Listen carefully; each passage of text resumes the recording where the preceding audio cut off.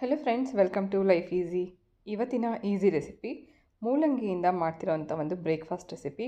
ಪ್ರತಿ ಸರ್ತಿ ಮೂಲಂಗಿ ತೊಗೊಂಬಂದಾಗ ನೀವು ಈ ರೆಸಿಪಿ ಖಂಡಿತ ಮಿಸ್ ಮಾಡದೆ ಮಾಡ್ತೀರಾ. ಅಷ್ಟು ರುಚಿಯಾಗುತ್ತೆ.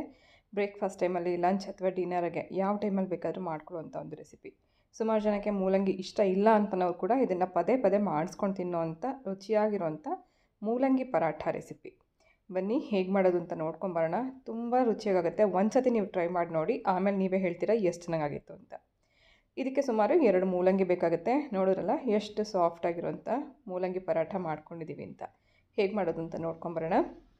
2 ಮೂಲಂಗಿನ ಈ ರೀತಿ ತುರಿದು ರೆಡಿ ಮಾಡಿ ಇಟ್ಕೊಂಡಿದ್ದೀನಿ. ಸಣ್ಣದಾಗಿ ತುರ್ಕೊಂಡ್ರೆ ನಮಗೆ ಲಟ್ಟಿಸ್ಲಿಕ್ಕೆ ಈಸಿ ಆಗುತ್ತೆ. ಸುಮಾರು 2 ಕಪ್ಪಷ್ಟು ಗೋಧಿ ಹಿಟ್ಟು ಜೊತೆಗೆ ತುರಿದಿಟ್ಕೊಂಡಿರೋಂಥ ಮೂಲಂಗಿ ಹಾಕ್ಕೊಂಡಿದ್ದೀನಿ. ಇದರಲ್ಲಿರೋಂಥ ನೀರಿನ ಅಂಶನೇ ನಮಗೆ ಗೋಧಿ ಹಿಟ್ಟು ಕಲಿಸ್ಲಿಕ್ಕೆ ಸಾಕಾಗುತ್ತೆ. ಯಾವುದೇ ಕಾರಣಕ್ಕೂ ಇದನ್ನು ರಸ ಹಿಂಡಿ ತೆಗಿಯೋಕ್ಕೆ ಹೋಗಬಾರ್ದು. ಹೆಂಗಿದೆಯೋ ಹಾಗೆ ತುರಿದು ಸೇರಿಸ್ಕೊಂಡಿದ್ದೀನಿ. ಇದ್ರ ಜೊತೆಗೆ ಸ್ವಲ್ಪ ಕೊತ್ತಂಬರಿ, ಸಣ್ಣದಾಗಿ ಕಟ್ ಮಾಡಿರೋಂಥ ತೆಂಗಿನಕಾಯಿ ಹಾಕ್ಕೊಂಡಿದ್ದೀನಿ. ಪರಾಠಾಗೆ ಸ್ವಲ್ಪ ತೆಂಗಿನಕಾಯಿ ಹಾಕೋದ್ರಿಂದ ಅಲ್ಲಲ್ಲಿ ನಮಗೆ ಕಾಯಿ ಸಿಗ್ತಾಯಿದ್ರೆ ಚೆನ್ನಾಗಿರುತ್ತೆ ತಿನ್ನಲಿಕ್ಕೆ. ಇಷ್ಟ ಇದ್ದರೆ ಈ ರೀತಿ ಸಣ್ಣ ಸಣ್ಣದಾಗಿ ಕಟ್ ಮಾಡಿ ಹಾಕ್ಕೋಬೋದು. ಇಲ್ಲಾಂದರೆ ಈ ತೆಂಗಿನಕಾಯಿನ ಸ್ಕಿಪ್ ಮಾಡ್ಬೋದು. ಫ್ರೆಶ್ ಆಗಿರೋಂಥ ತೆಂಗಿನಕಾಯಿ ಹಾಕ್ಕೊಂಡ್ರೆ ಚೆನ್ನಾಗಿರುತ್ತೆ. ಸುಮಾರು ಒಂದು ಸಣ್ಣ ಕಪ್ಪಷ್ಟು ಹಾಕ್ಕೊಂಡಿದ್ದೀನಿ. ಇದ್ರ ಜೊತೆಗೆ ರುಚಿಗೆ ಬೇಕಾಗುವಷ್ಟು ಉಪ್ಪು, ಅರ್ಧ ಟೀ ಸ್ಪೂನಷ್ಟು ಚಾಟ್ ಮಸಾಲ ಹಾಕ್ತಾಯಿದ್ದೀನಿ. ಚಾಟ್ ಮಸಾಲ, ಗರಂ ಮಸಾಲ ಅಥವಾ ಪೆಪ್ಪರ್ ಪೌಡ್ರ್ ಯಾವ್ದು ಬೇಕಾದ್ರೂ ಹಾಕ್ಕೋಬೋದು. ಇದ್ರ ಜೊತೆಗೆ ಖಾರಕ್ಕೋಸ್ಕರ 1 ಮೆಣಸಿನ್ಕಾಯಿಯನ್ನು ಸಣ್ಣದಾಗಿ ಕಟ್ ಮಾಡಿ ಹಾಕ್ತಾಯಿದ್ದೀನಿ. ತುಂಬ ಸಣ್ಣ ಮಕ್ಕಳಿದ್ರೆ ಚಿಲ್ಲಿ ಪೌಡರ್ ಹಾಕ್ಕೊಂಡು ಕೂಡ ನಾವು ಮಾಡ್ಕೋಬೋದು. ಮೆಣಸಿನ್ಕಾಯಿ ಹಾಕ್ಕೊಂಡು 2 ಸ್ಪೂನಷ್ಟು ಎಣ್ಣೆ ಹಾಕೋಣ. ಹಿಟ್ಟು ಸ್ವಲ್ಪ ಸಾಫ್ಟಾಗಿ ಕಲಿಸ್ಕೋಬೇಕು ಅಂತ 2 ಸ್ಪೂನಷ್ಟು ಎಣ್ಣೆ ಆ್ಯಡ್ ಮಾಡ್ಕೊಂಡಿದ್ದೀನಿ. ನಂತರ ಇದನ್ನೆಲ್ಲ ಫಸ್ಟ್ ಚೆನ್ನಾಗಿ ಇದನ್ನೆಲ್ಲ ಮಿಕ್ಸ್ ಮಾಡ್ಕೊಳ್ಳೋಣ. ಮೂಲಂಗಿನಲ್ಲಿ ಇರೋವಂಥ ನೀರಿನ ಅಂಶ ಕೆಲವು ಸತಿ ಈ ಹಿಟ್ಟು ಕಲಿಸ್ಕೊಳ್ಳೋದಕ್ಕೆ ಸಾಕಾಗುತ್ತೆ. ಬೈ ಚಾನ್ಸ್ ನಮಗೆ ನೀರು ಕಮ್ಮಿ ಇದೆ ಅಂತ ಅನಿಸಿದ್ರೆ ಮಾತ್ರ ಸ್ವಲ್ಪನೇ ನೀರು ಸೇರಿಸ್ಕೊಂಡು ಮತ್ತೆ ಇದನ್ನು ಒಂದು ಗಟ್ಟಿಯಾಗಿ ಹಿಟ್ಟನ್ನು ಕಲಿಸ್ಕೋಬೇಕು. ನನಗಿಲ್ಲಿ ನೀರು ಸ್ವಲ್ಪ ಬೇಕು ಅಂತ ಅನ್ನಿಸ್ತಿದೆ. ಸೊ ಇದೆಲ್ಲ ಚೆನ್ನಾಗಿ ಮಿಕ್ಸ್ ಮಾಡ್ಕೊಂಡ ನಂತರ ಸ್ವಲ್ಪನೇ ನೀರು ಹಾಕ್ಕೊಂಡು ಹಿಟ್ಟನ್ನು ಕಲಿಸ್ಕೊತಾ ಇದ್ದೀನಿ. ಮೂಲಂಗಿ ಪರಾಠ ಅಂತಂದ್ರೆ ಸ್ಟಫಿಂಗ್ ಮಾಡಿ ಮಾಡುವಂಥದ್ದು. ಸೊ ಈ ರೀತಿ ನಾವು ಹಿಟ್ಟು ಜೊತೆಗೇ ಮಿಕ್ಸ್ ಮಾಡಿ ಮಾಡಿಕೊಟ್ಟಾಗ ಮಕ್ಕಳಾಗಲಿ ಅಥವಾ ಯಾರೇ ಆಗಲಿ ಮೂಲಂಗಿ ಇಷ್ಟ ಇಲ್ಲ ಅಂತನೋರು ಕೂಡ ತೆಗೆದು ಬಿಸಾಕೋದಕ್ಕೆ ಸಾಧ್ಯ ಇರಲ್ಲ. ಅದ್ರ ಒಳಗಡೆ ಸೇರಿಕೊಂಡಿರುತ್ತೆ ಹಿಟ್ಟಲ್ಲೇ. ಅದರ ರುಚಿ ಮಾತ್ರ ತುಂಬ ಚೆನ್ನಾಗಿರುತ್ತೆ. ನಾನಿಲ್ಲಿ ತೆಂಗಿನಕಾಯಿನ ಕಟ್ ಮಾಡಿ ಹಾಕಿರೋ ಥರ ನೀವು ತುರಿದು ಬಿಟ್ಟು ಕೂಡ ಹಾಕ್ಕೋಬೋದು. ಕಾಯಿ ಹಾಕಿದ್ರೆ ಇದಕ್ಕೆ ಇನ್ನೂ ಒಂದು ಒಳ್ಳೆ ರುಚಿ ಇರುತ್ತೆ. ಚೆನ್ನಾಗಿ ಕಲಿಸ್ಕೊಂಡಿದ್ದಾಗಿದೆ. ಇದನ್ನು ಒಂದು 10 ನಿಮಿಷ ಬಿಟ್ಬೇಡ. 10 ನಿಮಿಷದ ನಂತರ ಮತ್ತೆ ಇದೊಂದು ಇನ್ನು ಸ್ವಲ್ಪ ಸಾಫ್ಟಾಗಿರುತ್ತೆ. ಆ ನಂತರ ನಾವು ಚಪಾತಿ ಥರನೇ ಲಟ್ಟಿಸ್ಬಿಟ್ಟು ಸುಟ್ಕೋಬೋದು. ತುಂಬ ಚೆನ್ನಾಗಾಗುತ್ತೆ.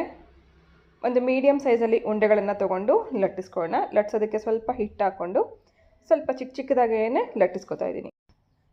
ಒಂದು ಟಿಪ್ ನಾನು ನಿಮ್ಮ ಜೊತೆಗೆ ಶೇರ್ ಮಾಡ್ತಾ ಇದ್ದೀನಿ. ಈ ರೀತಿ ಲಟ್ಟಿಸುವಂಥ ಟೈಮಲ್ಲಿ ಲಟ್ಟಣಿಗೆಗೆ ನಮಗೆ ಏನಾದ್ರು ಹಿಟ್ಟು ಅಂಟಿಸ್ತಾ ಇದೆ ಅಂತ ಅನಿಸಿದ್ರೆ ಲಟ್ಟಣಿಗೆಗೆ ಸ್ವಲ್ಪ ಎಣ್ಣೆ ಹಚ್ಕೊಂಡು ನಂತರ ಲಟ್ಟಿಸೋದ್ರಿಂದ ಯಾವುದೇ ಕಾರಣಕ್ಕೂ ನಮಗೆ ಇದಕ್ಕೆ ಹಿಟ್ಟು ಅಂಟಲ್ಲ. ಈಸಿಯಾಗಿ ಲಟ್ಟಣಿಗೆ ಮೂವ್ ಆಗುತ್ತೆ. ಸೊ ಈ ರೀತಿ ಮೀಡಿಯಮ್ ಸೈಜಲ್ಲಿ ಲಟ್ಟಿಸ್ಕೊಂಡು ರೆಡಿ ಮಾಡಿ ಇಟ್ಕೊಂಡಿದ್ದೀವಿ. ತೆಂಗಿನಕಾಯಿ ಇರೋದ್ರಿಂದ ಜಾಸ್ತಿ ಜೋರಾಗಿ ಪ್ರೆಷರ್ ಹಾಕಬಾರ್ದು. ನಿಧಾನವಾಗಿ ಲಟ್ಟಿಸ್ಕೊಂಡು ನಂತರ ಸುಟ್ಕೋಬೋದು. ಮೇಲಿಂದ ಸ್ವಲ್ಪ ಅಟ್ರಾಕ್ಟಿವ್ ಆಗಿ ಕಾಣಿಸ್ಲಿ ಅನ್ನೋಕ್ಕೋಸ್ಕರ ರೆಡ್ ಚಿಲ್ಲಿ ಪೌಡರ್ ಹಾಕಿದ್ದೀನಿ. ಹಾಗೆ ಸಣ್ಣ ಕಟ್ ಮಾಡಿರೋಂಥ ಕೊತ್ತಂಬರಿ ಸೊಪ್ಪು ಹಾಕಿ ಮತ್ತೆ ಇನ್ನೊಂದು ಸತಿ ನಿಧಾನವಾಗಿ ಇದ್ರ ಮೇಲೆ ಲಟ್ಟಿಸ್ಕೊಳ್ಳೋಣ. ಆನಂತರ ಇದೆಲ್ಲ ನೀಟಾಗಿ ಅದಕ್ಕೆ ಅಂಟ್ಕೊಳ್ಳುತ್ತೆ. ನೋಡೋಕ್ಕೂ ಚೆನ್ನಾಗಿ ಕಾಣಿಸುತ್ತೆ. ಸೊ ಮೀಡಿಯಮ್ ಹೀಟಲ್ಲಿ ಇಟ್ಕೊಂಡಿರೋಂಥ ತವ ಕೂಡ ಚೆನ್ನಾಗಿ ಬಿಸಿ ಆಗಿರೋಂಥ ತವ ಮೇಲೆ ಸ್ವಲ್ಪ ಎಣ್ಣೆ ಹಚ್ಚಿ ಆನಂತರ ಲಟ್ಟಿಸ್ಕೊಂಡಿರೋಂಥ ಪರಾಠ ಹಾಕಿ 2 ಕಡೆಗೂ ಸ್ವಲ್ಪ ಎಣ್ಣೆ ಅಥವಾ ತುಪ್ಪ ಹಾಕಿ ಬೇಯಿಸ್ಕೊಂಡು ತೆಕ್ಕೊಳ್ಳೋಣ. ಮೂಲಂಗಿ ಸ್ಮೆಲ್ಲಿದೆ ಅಂತ ತಿನ್ನೋಕ್ಕೆ ಇಷ್ಟಪಡದೇ ಇರೋವಂಥ ಎಷ್ಟೋ ಜನಕ್ಕೂ ಕೂಡ ಈ ತಿಂಡಿ ತುಂಬ ಇಷ್ಟ ಆಗುತ್ತೆ. ಸುಮಾರು ಜನ ಮೂಲಂಗಿ ಸ್ಮೆಲ್ಲಿದೆ ಅಂತಲೇ ಮೂಲಂಗಿ ತಿನ್ನೋದನ್ನೇ ಬಿಟ್ಬಿಟ್ಟಿರ್ತಾರೆ. ಖಂಡಿತ ಈ ರೆಸಿಪಿ ಒಂದು ಸತಿ ಟ್ರೈ ಮಾಡಿ. ಪ್ರತಿ ಸರ್ತಿ ಮೂಲಂಗಿ ತಂದಾಗ ಈ ತಿಂಡಿ ನೀವು ಖಂಡಿತ ಮಿಸ್ ಮಾಡೇ ಮಾಡ್ತೀರಾ ಅಂತ ಅನ್ನೋದು ನನ್ನ ಗ್ಯಾರಂಟಿ. ಸೊ ಇದೇ ರೀತಿ ಎಲ್ಲ ಪರಾಠನೂ ಮಾಡ್ತಾಯಿದ್ದೀನಿ. ಮೇಲಿಂದ ರೆಡ್ ಚಿಲ್ಲಿ ಪೌಡರ್ ಹಾಕಿರೋದು ಸ್ವಲ್ಪ ಅಟ್ರಾಕ್ಟಿವ್ ಕಾಣಿಸ್ಲಿ ಅಂತ. ಬೇಕಿದ್ರೆ ನೀವು ಈ ರೀತಿ ಹಾಕ್ಕೋಬೋದು, ಇಲ್ಲಾಂದರೆ ಪ್ಲೈನಾಗಿ ಕೂಡ ನೀವು ಸುಟ್ಕೋಬೋದು. ಸೊ ಖಂಡಿತ ಈ ಮೂಲಂಗಿ ಪರಾಠ ರೆಸಿಪಿ ನೀವು ಒಂದ್ಸತಿ ಟ್ರೈ ಮಾಡಿ. ಮಾಡಿದ ಮೇಲೆ ಹೇಗಿತ್ತು ಅಂತ ಕಮೆಂಟ್ ಮಾಡಿ ತಿಳಿಸಿ. ವಿಡಿಯೋ ಇಷ್ಟ ಆಗಿದರೆ ಪ್ಲೀಸ್ ಒಂದು ಲೈಕ್ ಮಾಡಿ. ಹೊಸಬ್ರು ಯಾರು ನೋಡ್ತಾ ಇದ್ದರೆ ಪ್ಲೀಸ್ ನನ್ನ ಚಾನಲನ್ನು ಸಬ್ಸ್ಕ್ರೈಬ್ ಮಾಡ್ಕೊಂಡು ನೋಡಿ. ಈ ಮೂಲಂಗಿ ಪರಾಠದ ಜೊತೆಗೆ ಮೊಸರು, ತುಪ್ಪ ಅಥವಾ ಉಪ್ಪಿನಕಾಯಿ ಇದ್ರೂ ಸಾಕಾಗುತ್ತೆ. ಯಾಕಂದರೆ ಇದರಲ್ಲೇ ಎಲ್ಲ ಹಾಕಿರ್ತೀವಿ. ಉಪ್ಪು, ಖಾರ, ಚಾಟ್ ಮಸಾಲ, ತೆಂಗಿನಕಾಯಿ ಎಲ್ಲ ಇರೋದ್ರಿಂದ ತುಂಬ ರುಚಿಯಾಗಿರುತ್ತೆ. ಜೊತೆಗೆ ನೆಂಚ್ಕೊಳ್ಳೋಕೆ ಇಲ್ಲ ಅಂತಂದ್ರೂ ಕೂಡ ಹೀಗೇ ತಿನ್ಬೋದು. ಸಾಸ್ ಹಾಕ್ಕೊಂಡು ಕೂಡ ಮಕ್ಕಳಿಗೆ ಡಬ್ಬಿಗೆ ಹಾಕ್ಕೊಡೋಕ್ಕೂ ಚೆನ್ನಾಗಿರುತ್ತೆ. ಖಂಡಿತ ಟ್ರೈ ಮಾಡಿ. ಇವತ್ತಿನ ಈ ರೆಸಿಪಿ ನಿಮ್ಮೆಲ್ಲರಿಗೂ ಇಷ್ಟ ಆಗಿದೆ ಅಂತ ಭಾವಿಸ್ತಾ ನಾನು ಹೊರಡ್ತಾ ಇದ್ದೀನಿ. ಮತ್ತೆ ಸಿಗ್ತೀನಿ ನಾಳೆ ಇನ್ನೊಂದು ಹೊಸ ರೆಸಿಪಿ ಜೊತೆಗೆ. Thank you for watching.